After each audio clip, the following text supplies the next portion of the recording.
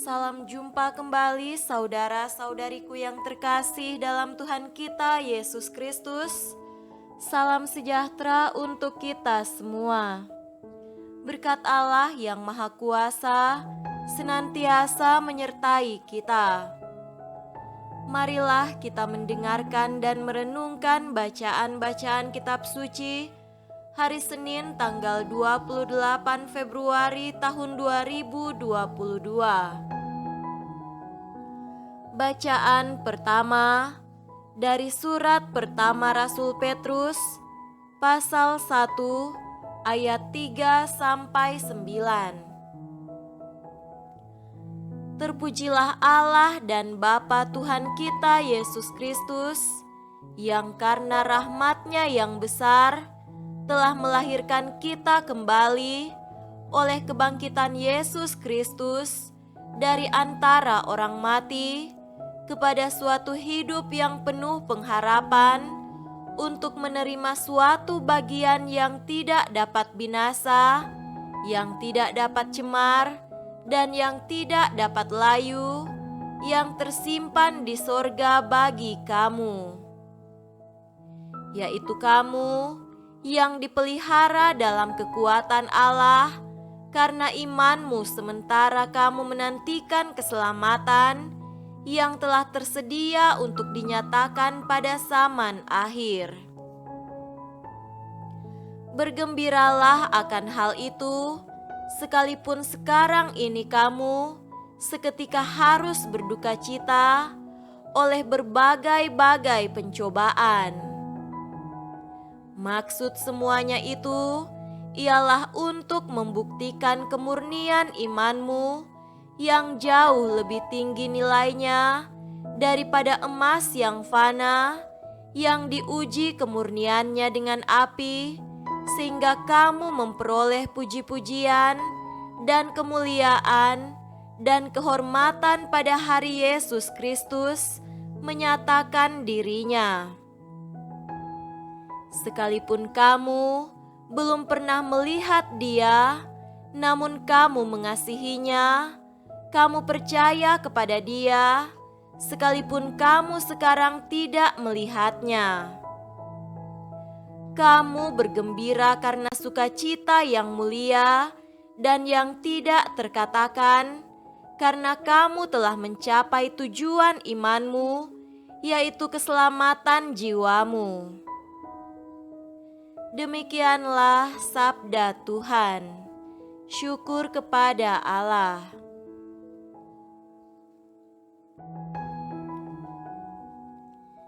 Semoga Tuhan beserta kita sekarang dan selama-lamanya. Inilah Injil suci menurut Markus. Dimuliakanlah Tuhan.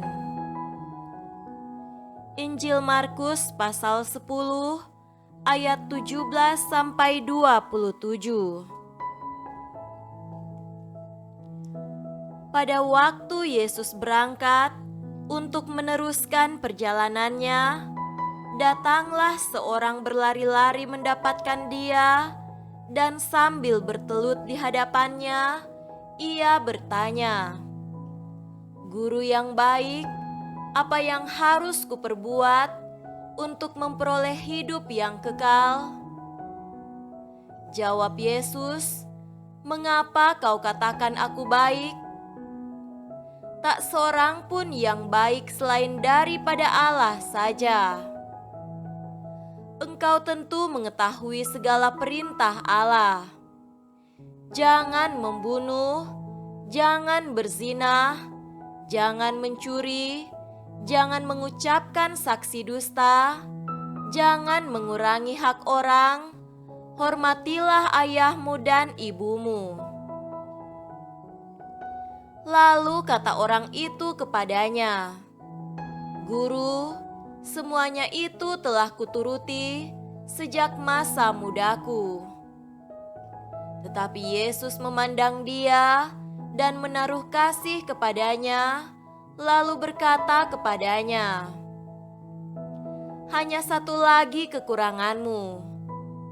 Pergilah, jualah apa yang kau miliki dan berikanlah itu kepada orang-orang miskin, maka engkau akan beroleh harta di sorga. Kemudian datanglah kemari dan ikutlah aku." Mendengar perkataan itu, ia menjadi kecewa, lalu pergi dengan sedih sebab banyak hartanya. Lalu Yesus memandang murid-muridnya di sekelilingnya dan berkata kepada mereka, "Alangkah sukarnya orang yang beruang masuk ke dalam kerajaan Allah." Murid-muridnya tercengang mendengar perkataannya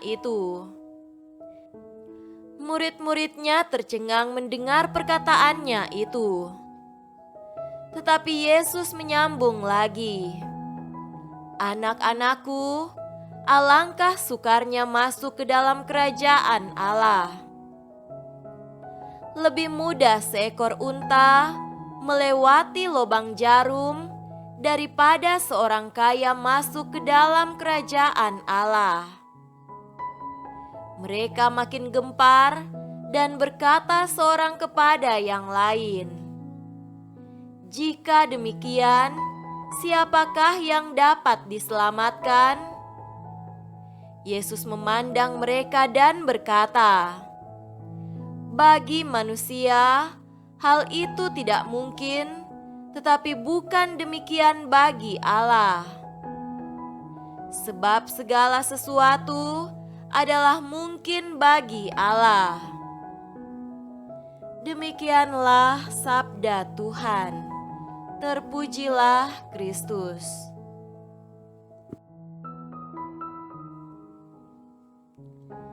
Saudara-saudariku yang terkasih dalam Tuhan kita Yesus Kristus, tema renungan kita pada hari ini adalah keselamatan melalui keberanian melepaskan.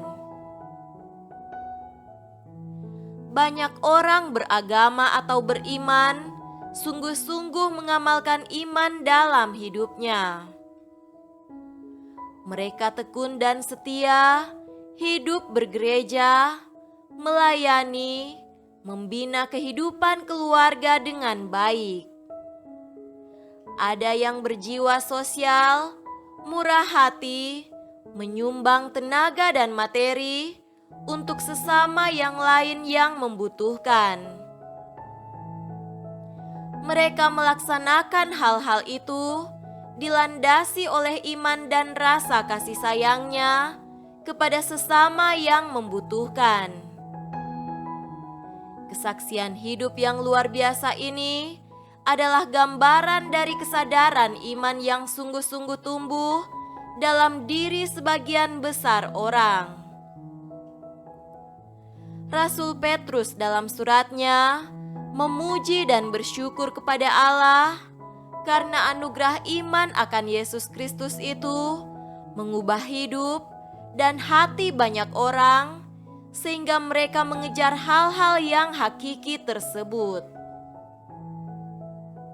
Petrus juga menguatkan batin dan iman para pendengar atau pembaca suratnya dengan menegaskan tentang kebaikan Allah yang melahirkan mereka secara baru melalui kebangkitan Kristus ke dalam hidup penuh pengharapan.